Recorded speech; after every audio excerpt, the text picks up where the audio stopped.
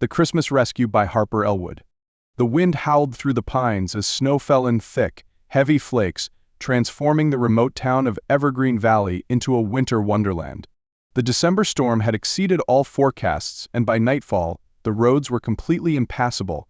While most residents had prepared for a quiet evening by their fireplaces, Clara Thompson's Christmas Eve was about to take an unexpected turn.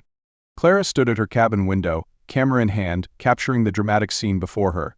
As a wildlife photographer, she'd moved to Evergreen Valley 6 months ago, drawn by its pristine wilderness and abundant wildlife. The cabin's warm glow reflected in the window as she adjusted her camera settings, trying to capture the ethereal quality of the falling snow. She'd planned a solitary Christmas, and while part of her missed her family back in Seattle, she'd grown to appreciate the peaceful solitude of mountain life. The sharp rap at her door startled her so much she nearly dropped her camera. Through the frost-covered window, she could make out a tall figure on her porch, snow swirling around them like a white curtain. Clara hesitated for a moment, then set down her camera and moved toward the door. Living alone in the mountains had taught her caution. But something about the urgency of the knocking told her this wasn't a casual visit. When she opened the door, she recognized Eli Donovan, though his face was half hidden beneath layers of scarves and a thick winter hat. They'd met briefly at the Fall Harvest Festival, where he'd complimented her photography exhibition at the local library. Even now, with worry etched across what she could see of his face, she remembered thinking how his smile had lit up his entire expression that day.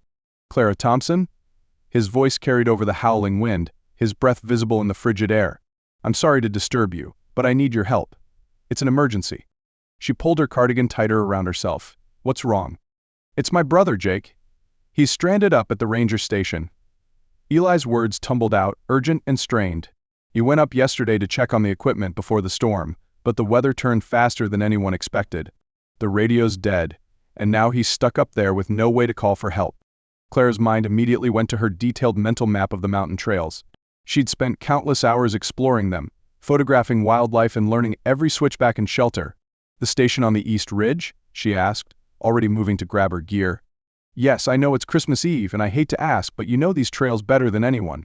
The rescue team can't get through until the storm passes." And by then, he left the sentence hanging, but Clara understood. By then, it might be too late. "Give me 5 minutes," she said firmly, leaving the door open as she hurried to her bedroom. She pulled on her insulated snow pants and her thickest winter jacket, the one she used for her dawn wildlife shoots in sub-zero temperatures. Her emergency pack was always ready by the door, a habit from years of nature photography in remote locations. She quickly added extra hand warmers, her satellite phone, and a thermos of hot tea. When she returned to the living room, Eli was standing just inside the door, snow melting from his boots onto her welcome mat. She could see the relief in his eyes as she shouldered her pack. "You're sure about this?" he asked, even as she was locking up. "It's dangerous out there." Clara secured her headlamp. "That's exactly why we need to go. Nobody should be alone up there in this weather." They set out into the storm, the wind immediately buffeting them as they made their way toward the trail. Clara took the lead, her headlamp cutting through the darkness. The familiar path had transformed into an alien landscape, with snow drifts taller than her waist in places. But she'd photographed this trail in every season, every weather condition. Even in the dark, she could feel the right way through her boots. "How long have you lived here?" she asked Eli as they trudged upward. Partly to keep their spirits up and partly because the sound of human voices helped ward off the eerie silence of the storm. "Born and raised," he replied, his voice carrying the strain of their climb.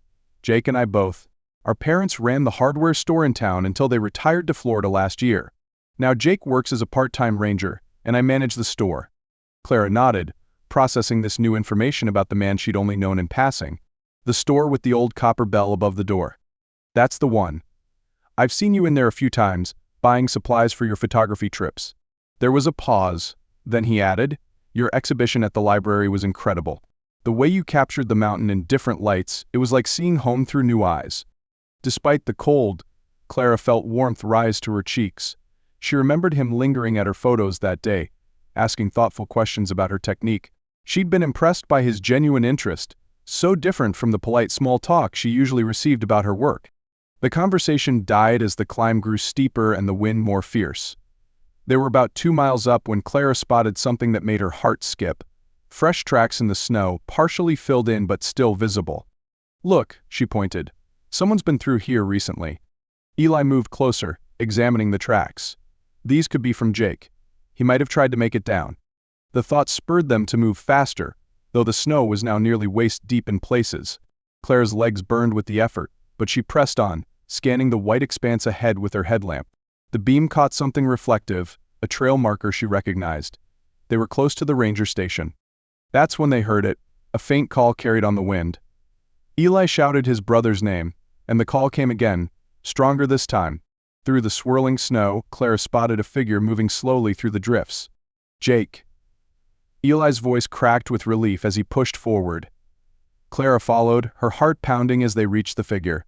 Jake was alive but barely moving, his clothes crusted with ice.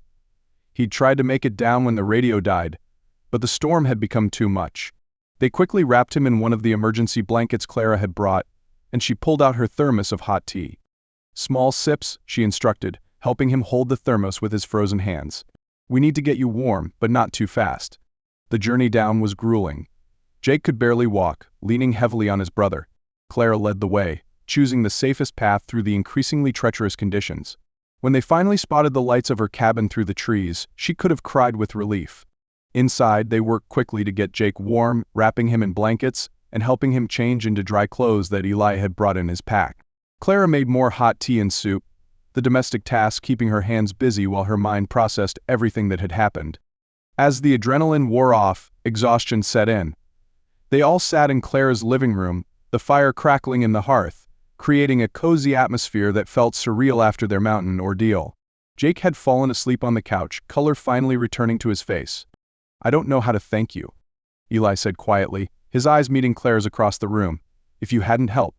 "Anyone would have done the same," she replied, but they both knew that wasn't true. Not everyone would have ventured out into a blizzard on Christmas Eve to help rescue a stranger. "No, they wouldn't have," Eli said, his voice soft but certain. "You're something special, Clara Thompson." The way he said her name made her heart flutter, and she found herself studying his profile in the firelight.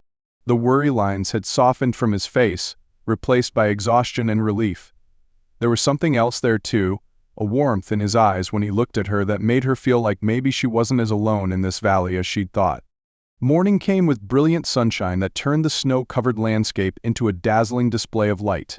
Jake was well enough to return home, though Eli insisted he see a doctor as soon as the roads were cleared. As they prepared to leave, Clara felt a strange reluctance to see them go. The cabin seemed too quiet without their presence. Eli lingered on the porch after Jake had started walking carefully toward their truck. "I was thinking," he said, running a hand through his hair in a gesture that seemed almost nervous, "once things settle down, maybe I could take you to dinner. To properly thank you for everything." Clara felt a smile tugging at her lips. "You don't need to thank me." "I know," he replied, a matching smile spreading across his face. "But I'd like to anyway, and maybe we could talk more about your photography. I'd love to hear the stories behind some of those shots at the library." She found herself nodding, warmth spreading through her chest that had nothing to do with the morning sun. "I'd like that." As she watched them drive away, Clara realized that sometimes the best gifts come wrapped in unexpected packages. She'd moved to Evergreen Valley seeking solitude and artistic inspiration, but perhaps she'd found something more, a community, a purpose, and maybe, just maybe, the beginning of something wonderful. Later that day, as she downloaded the photo she'd taken of the storm before their rescue mission, she paused on one particular shot, the swirling snow illuminated by the setting sun, just before Eli had knocked on her door. It captured the wild beauty that had drawn her to these mountains, but now it reminded her of something else too, how the most extraordinary moments often come when we least expect them, and how the best adventures are the ones we share with others. She smiled, already looking forward to sharing the story behind this photo over dinner with Eli. Sometimes she realized the most beautiful pictures are the ones that mark the beginning of a new chapter.